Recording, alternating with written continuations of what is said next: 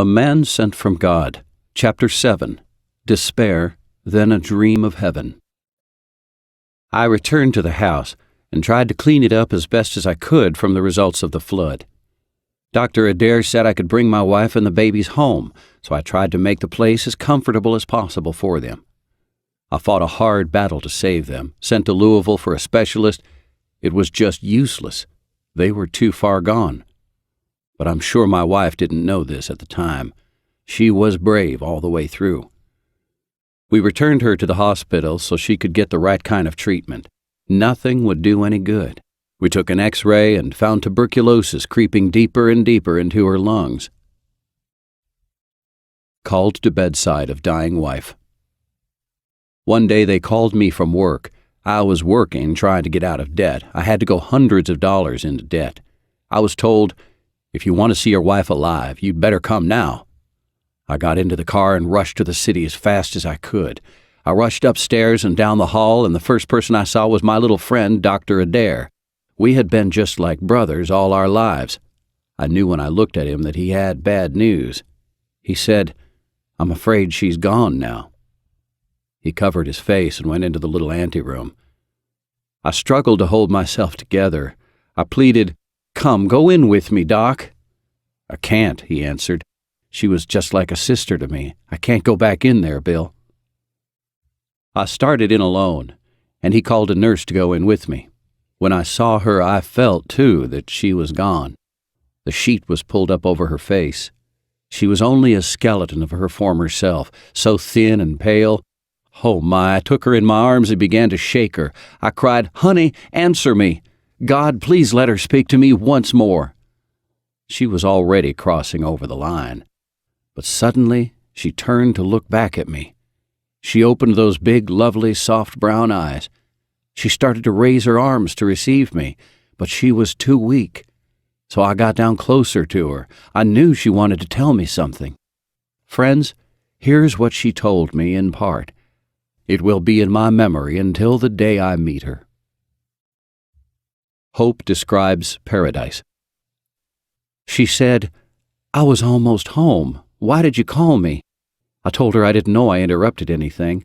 She began telling me about the paradise I had called her from, how it looked, lovely trees and flowers, birds singing, not a pain in her body. For a moment I thought that perhaps I shouldn't have called her, but bless her heart, she's been enjoying that place a long time now. She revived for a few moments and told me how she was being taken home by some angelic beings. She heard me way off in the distance calling. Friends, there is a land beyond the river, somewhere in the far beyond, maybe millions of light years away, but it's there, and we're traveling that way. Recalls minor incidents in last hours. She described how beautiful it was.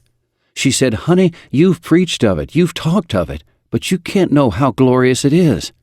She desired to go back. She studied a moment and then said, "There are 2 or 3 things I want you to know." I asked, "What's that?" "Remember, Bill," she began, "one time you went to get a pair of stockings for me?" I remembered the time. She had been getting dressed to go to Fort Wayne for a service that night, and she needed a pair of hose. She told me to get some kind of full-size or full-back rayons or chiffons or something like that. I never could seem to remember anything about ladies' clothes, so I went down the street saying to myself, "Chiffon, chiffon, chiffon." Someone said, "Hello, Bill." I said, "Hello, chiffon, chiffon, chiffon." Then I met someone else who got to telling me how good the fish were biting, and I forgot what kind it was I was supposed to get. I was to get them at Penny's, but I knew a girl that worked at the dime store, and I knew she could help me if I told her the situation. I rushed over there. Her name was Thelma Ford. She's a neighbor of mine now. I said, "Thelma, I want to get a pair of socks for Hope." She laughed. "Oh, Hope doesn't wear socks. She wears stockings." "Well, a pair of stockings then." She asked, "What kind does she want?" "What kind do you have?" hoping she would call the name I was supposed to remember. She said, "Rayon, chiffon, etc." Well, unfortunately, she called the wrong one first, but it sounded like the right name to me, so I said, "That's it." "You mean Hope wants rayon stockings?" "That's what she said," I answered. So she began to wrap them. When I went to pay for them, I found that they only cost about 39 cents, so I bought 2 pairs. When I got home to give them to her, I began teasing her. You know how men like to tease their wives about being bargain hunters. I told her I was the one that had found a bargain this time and gave the stockings to her. She didn't say anything, but I thought she looked a little disappointed, and when she got to Fort Wayne, I noticed that she bought some more. She was lady enough not to tell me about the mistake then, but she was thinking about little things like that in her dying hour. Saves money to buy a rifle for her husband. Her life was slowly ebbing away, but she continued. Remember the rifle you wanted to buy in Louisville and we couldn't afford it? How well I remembered. I've always been a hunter, and when I saw that particular rifle, I thought how much I would like to have it. Yes, I was trying to keep the tears out of her sight. I've been saving my nickels and dimes to buy it for you. It's just about over for me, but when you get home, you'll find the money lying under a paper on top of the old sideboard.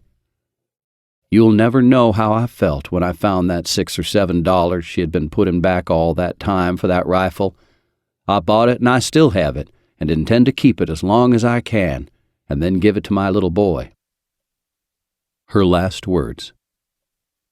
I recall that it was then she asked me not to live single, to get married to some good Christian girl who was filled with the Spirit of God and would take care of the children. I did not want to promise that, but I finally did to please her. A few minutes after that, she said weakly, "Well, I'm going over now." "Don't talk like that," I pleaded. "I don't mind going now," she said, "since I saw how wonderful it is."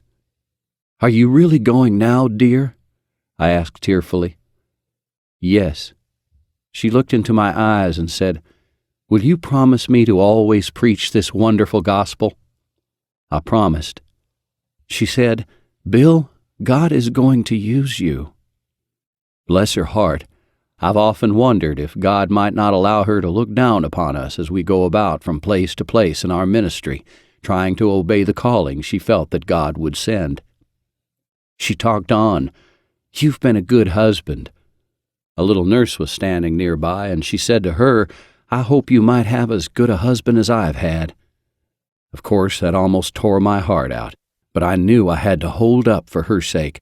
I tried to smile and said, "Honey, if you go, we'll bury you out on Walnut Ridge until Jesus comes, and if I fall asleep before that time, I'll probably be beside you."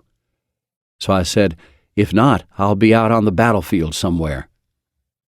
As the soft brown eyes were becoming dimmer, I went on, "When you get up to the New Jerusalem, look for the east side of the gate and start calling my name. When you see Abraham, Isaac, Jacob, Paul, and Stephen, and all of them coming up, I'll be there, darling." She pulled me down to her and kissed me goodbye. Then she went to be with God. Here I am, still struggling, working, trying hard to keep that promise. Baby is reported dying. After she had passed away, I started home to see about the babies. How desperately I sought some peace of mind. I went to my mother's. I went to our house, Hope's and mine, everywhere. Nothing satisfied me. I couldn't rest. Many of you people know what I mean. That night I finally went to bed and tried to sleep. Somebody knocked on the door. I thought, what can it be now? A voice called, "Billy, your baby is dying now." I'll never forget the night when he came to tell me. I thought, oh my, what's this, when he knocked on the door? As if it weren't enough that I had lost my wife that day, the friend had come with the news that my baby girl was dying. When we got into his little pickup truck to go to the baby, I thought life was at its very end. How could these things be? When we arrived, we found the baby very near death. Dr. Sam Adair had come and examined her. He told me that there was nothing that could be done that he knew of, but we rushed her to the hospital anyway. There, a specialist from Louisville decided also that there was little hope. They took me to the hospital laboratory and showed me the germ from the baby's spine. She had spinal meningitis, which she had contracted from her mother. There was no chance at all for her ever to be well. She would be dead very soon. I can't express with human lips how that tore me up. Everything else had gone wrong, and then that was happening. It just goes to show that you never know what the future holds. I then went to see my baby where the isolated cases were kept in the basement. I saw the little darling lying there. When I think of it now, it just breaks my heart. It was summertime, and the hospital personnel, being very busy, was not giving her the right care. As I walked in, I looked at her, and she tried to look at me. She was just big enough to be plump and sweet. The poor little thing had never come out of the spasm the meningitis had caused. One of her legs was drawn up, and one of her arms was drawing. Her little leg moved up and down. Oh, such a pitiful sight. I knelt down by the bed and started praying. I cried, "God, please don't take my baby." I knew I had made a bad mistake in not turning loose of everything and going out into evangelistic work. I believed that the gift was ready to be manifested then, but I had neglected going. I threw myself down and started praying and crying and asking God to spare her life. It seemed as if a dark curtain hung between, and she was sinking. I raised up to look at her and said, "Sharon, don't you know Daddy?" Truly, I believe she knew I was there. It looked like she was trying to wave her little hand, and her lips were quivering as though she was going to cry. It was tragic. The agony was so great that her little eyes crossed. Oh, when I see a cross-eyed child, I think of that time, my baby's eyes crossing from such hard suffering. You that have children know how I felt. Mother and baby buried together. I prayed and laid hands upon her, but the angels came a little while later and took the little darling to be with her mother. I returned home, desolate and weary. 2 days later we buried her in her mother's arms. I remember standing heartbroken and appalled by the grave.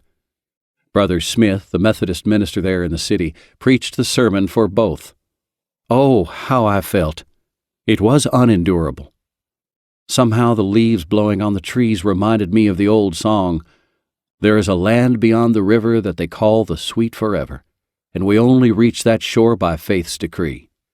One by one we reach the portal, there to dwell with the immortals, when they ring those golden bells for you and me." I know that someday the grave shall burst open, because there is an empty tomb in Jerusalem. I know that someday it shall be opened also, because they believed in Jesus Christ, their resurrected Redeemer. I returned to work, trying to do all I could to pay off the big bills and debts I owed. I'll never forget one morning when I was reading a pole meter on Highway 150 near New Albany. I was singing to myself, "On a hill far away stood an old rugged cross, the emblem of suffering and shame." The sun was shining brightly that morning, and the pole cast a shadow on a hill in front of me. It was at such an angle that the crossbar and my own body hanging by its safety belt also formed a shadow. There was the cross all over again. Despondent and despairing over death of loved ones. I wanted to go and be with the family. Life on earth held nothing for me anymore. All that I had to live for was in the next world. Without them, my broken heart could not find the courage to keep up the struggle. But it was God's will, I guess, in holding His gift. He had a plan, and it must be worked out. I am sure it took every tragedy and deep sorrow that I had to go through to bring me to the place where He could use me. God knows what is best. I shot down off the pole. Perspiration was breaking out all over me. I was trembling. I just took off my spurs, quit, and went home. I went into the house, desperately hoping for something that would take my mind off my grief. But what could an empty house do? A house with everything still fixed just as she had left it. Everything I looked at reminded me of her. As I walked despondently around the house, my eyes fell on some mail that had come in. On one envelope I read these words, "Miss Sharon Rose Branham." My heart broke afresh. It was a letter from the bank and a small check that had been sent to my baby. Her little Christmas savings had been returned. I think it amounted to about $1.80. Oh my, I started crying and knelt down on the floor. I was so blue, everything seemed too hard to bear. While kneeling there, I thought, "Lord, if you don't help me, I don't know what I'll do." falls into deep sleep, dreams of heaven. Suddenly I fell into an exhausted sleep. This was a welcome relief. While I was sleeping, I dreamed that I was out in the West. I always loved the West. I was walking along with a pair of boots on and one of those big Western hats. I passed by an old covered wagon. One of the wheels was broken, and I was whistling that song, "The Wheel of the Wagon is Broken." I was startled by the appearance of a beautiful young girl, about 17 or 18 years old. She looked like an angel standing there, dressed in white, her pretty blonde hair blowing, her blue eyes sparkling. I said, "Good morning, miss," and started to pass on by. But she said, "Hello, Daddy." I turned around in surprise and bewilderment, and she repeated, "Hello, Daddy." I said, "I beg your pardon. I'm sorry, but I do not understand. How could I be your daddy? Why, you're almost as old as I am. There must be some mistake." "You just don't know where you are, Daddy," she replied. "Down on earth, I was your little Sharon." I said, "Not you." She said, "Yes. Back there on earth, I was your Sharon." "But you were just a little baby," I said. Then she reminded me, "Daddy, don't you remember your teaching on immortality?" I said, "Yes, I remember my teaching on that. That is why you're here like this?" "Daddy, where is Billy Paul?" she asked. That's my little boy. I told her he had been with me just a little while ago. She said, "Mother's looking for you, Daddy, so I'll just stay here and wait for Billy Paul to come along." "Where is Mother?" I asked. She said, "Look to your right, Dad." And I looked around to my right. Oh, it looked like shafts of glorious light shining over a mountain, beautiful mansions among green hills, flowers and trees. Tongue could never describe what I saw in that scene. Sharon pointed out one of the great homes to me and told me to go up there. That was my home, and Mother was waiting there for me. "My home?" I inquired, puzzled. "Why, I never had a home." "Well, Daddy, you have one now. Go along now, and I'll wait here for my brother." Meets his wife again. I started up along a little path leading to the home, and when I got up to this lovely place, I saw my wife coming out to meet me, so beautifully dressed in white, her long dark hair flowing down her back. I can't put in words the feeling I had at seeing her again. I asked her to explain all of this to me. I couldn't understand how it could be. We talked together as we always had, I remarking what a beautiful young lady our little girl had grown up to be, and she agreeing. But I just could not understand. She said, "I know you can't understand this, because earthly things are not like these things here. This is heaven. But I don't understand about this beautiful home. Is it yours?" "Yes," she replied. "It is our eternal home. But I do not understand why I should have the opportunity to be in a place like this." She spoke kindly to me. "After all the many tasks and labors and toils you went through on earth, you have come home to rest now. Won't you sit down?" I turned around to sit down, and there was a big chair for me, a Morris chair.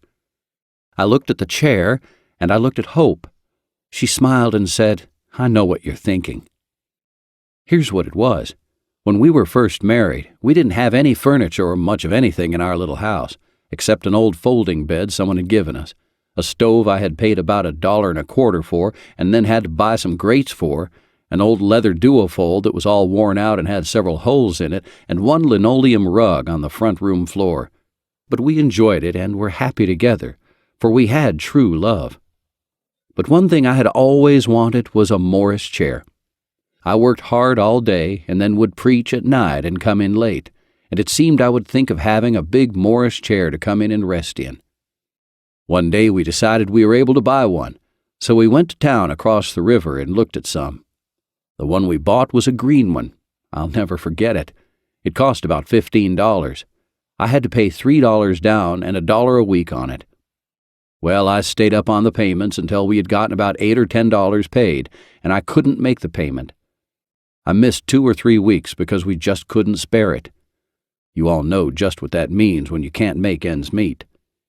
One day I said to her, "Honey, you'll have to call them to come get the chair because it has already gone overdue 2 or 3 times.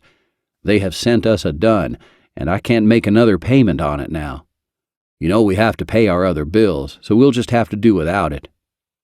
She said, "Well, I don't want to do that." So we kept it a day or two longer.